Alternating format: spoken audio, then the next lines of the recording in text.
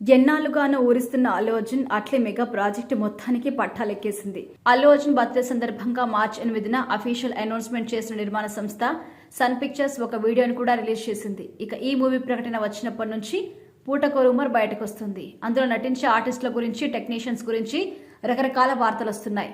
ఈ మూవీకి 20 ఏళ్ల సాయి అభయ్ శంకర్ ని మ్యూజిక్ డైరెక్టర్ గా సెలెక్ట్ చేసినట్టుగా న్యూస్ వైరల్ అవుతుంది.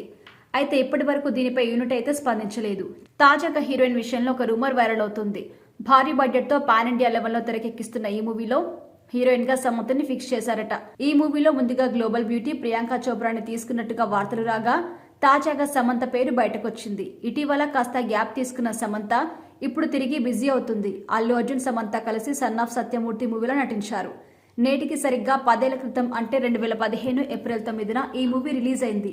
త్రివిక్రమ్ డైరెక్ట్ చేసిన ఈ మూవీ ప్రేక్షకుల ఆదరణ పొందింది. తర్వాత పుష్ప మూవీలో ఊ అంటా మావా ఊ అంటావా అంటూ సాగే ఐటెం సాంగ్ లో వీరిద్దరు కలిసి నటించారు.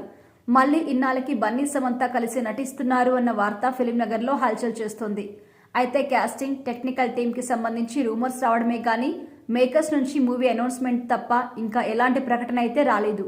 దీన్ని బట్టి అల్లు అర్జున్ సరసన సమంత నటిస్తుందన్న వార్త ప్రస్తుతానికి మాత్రం రూమర్ గానే భావించాలి. ఇక 2013లో వచ్చిన రాజారాణి మూవీలో డైరెక్టర్ అవతారం ఎత్తిన అట్లీ అతి తక్కువ కాలంలో స్టార్ డైరెక్టర్ గా ఎదిగాడు. హిందీలో షారుఖ్ ఖాన్ తో తీసిన జవాన్ 1000 కోట్ల క్లబ్ లో చేరింది. పుష్ప 2తో బాక్సాఫీస్ బండ్ తీసిన అల్లు అర్జున్ అట్లీ కాంబోలో వస్తున్న ఈ మూవీ ఎన్నో రికార్డ్స్ గలంతు చేస్తుందో చూడాలి. ప్రస్తుతం AA22X A6 వర్కింగ్ టైటిల్ తో ఈ సినిమాని తెరకెక్కిస్తున్నారు.